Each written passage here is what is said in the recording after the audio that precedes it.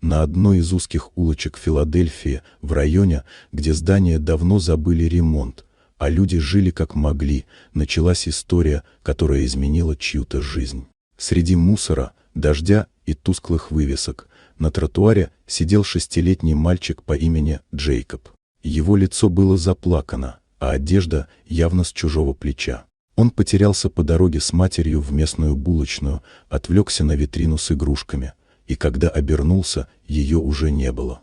Прохожие проходили мимо, кто-то ускорял шаг, кто-то отводил взгляд. Никто не остановился.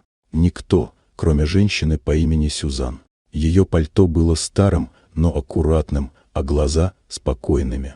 Она не спрашивала разрешения, просто села рядом и обняла мальчика. Она знала, что надо делать, согрела, успокоила, выслушала.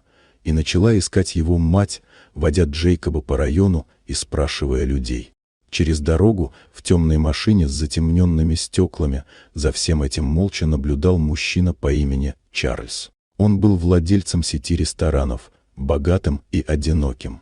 Приехал в этот район по делам. И вдруг увидел женщина, у которой, казалось, ничего нет, отдает все, чтобы помочь чужому ребенку. Без слов, без камер, без интереса к благодарности. Он вспомнил, как когда-то потерял своего сына, как работа отняла у него больше, чем он думал. А теперь стоял и смотрел, не в силах оторваться, как кто-то чужой делал то, чего он сам когда-то не сделал. Позже, когда мать Джейкоба была найдена, и ребенок вернулся в ее объятия, Чарльз вышел из машины. Он не стал говорить много, просто подошел к Сюзан и дал ей визитку. «Если когда-нибудь вам будет нужно, позвоните», — сказал он, и ушел. Через месяц Сюзан позвонила. Не ради себя, ее младший сын попал в больницу, а денег не было. Чарльз помог. Не только деньгами. Он приехал, устроил ее на работу, отремонтировал жилье и начал финансировать программы помощи одиноким матерям.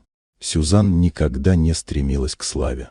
Она просто продолжала делать то, что считала правильным. А Чарльз стал другим человеком. Он оставил бизнес и основал фонд, назвав его Джейкоб, в честь мальчика, которого никогда не забудет. Иногда достаточно одного простого объятия, чтобы изменить не только день, но и всю жизнь, и не одну. Вот такая удивительная история.